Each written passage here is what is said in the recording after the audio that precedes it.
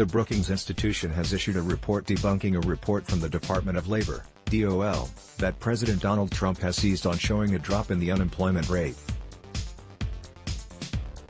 The United States added 2.5 million jobs during the month of May as businesses began to reopen. Additionally, the unemployment rate dropped to 13.3% from 14.7% in April, according to the report, a phenomenon that can be attributed to many states reopening their economies and sending people back to work, often against the advice from healthcare and policy professionals. But the report, conducted by the Bureau of Labor Statistics, BLS, is misleading.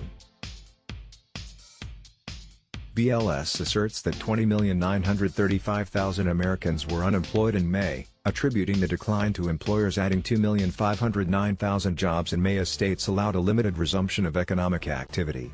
But it's not that simple, Brookings notes. The unexpected decline in the jobless rate is based on a survey of businesses and households conducted over the week of May 16, and BLS has also reported that 29,965,415 Americans received unemployment insurance benefits in the same week.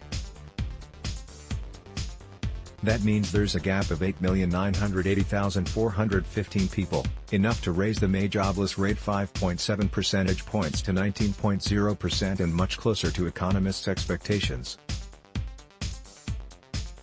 Brookings credits BLS's low figure in part to the Payroll Protection Program, which meant BLS counted anyone who employers say were still being paid as employed even if they were not actually at their jobs.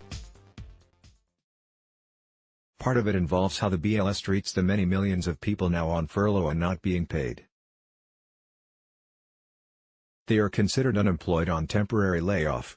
But if BLS expects them to return to their old jobs, based on the survey, they do not count among the unemployed, Brookings notes. Finally, part of the 9 million person discrepancy may involve how BLS decides whether a person who is not working is still part of the labor force, the organization continues. If you are out of work but didn't look for a job over the previous 4 weeks, or couldn't work for family reasons such as caring for children who are no longer in school, BLS says you are out of the labor force. If you're not in the labor force, you're not unemployed. Nevertheless, the job report has captivated the president, who has spent much of his time online tweeting about it amid criticism about his response to protests against racial injustice and police brutality that were sparked by the killing of George Floyd, a black man in police custody in Minneapolis, and who the president declared was having a great day in heaven as soon as Dole's report was released. A senior Trump administration official told CNN on Friday that the report's release could allow Republican leadership to make the case to put more coronavirus relief on hold for now. And earlier this morning, the president assailed mainstream media outlets for not focusing on the report.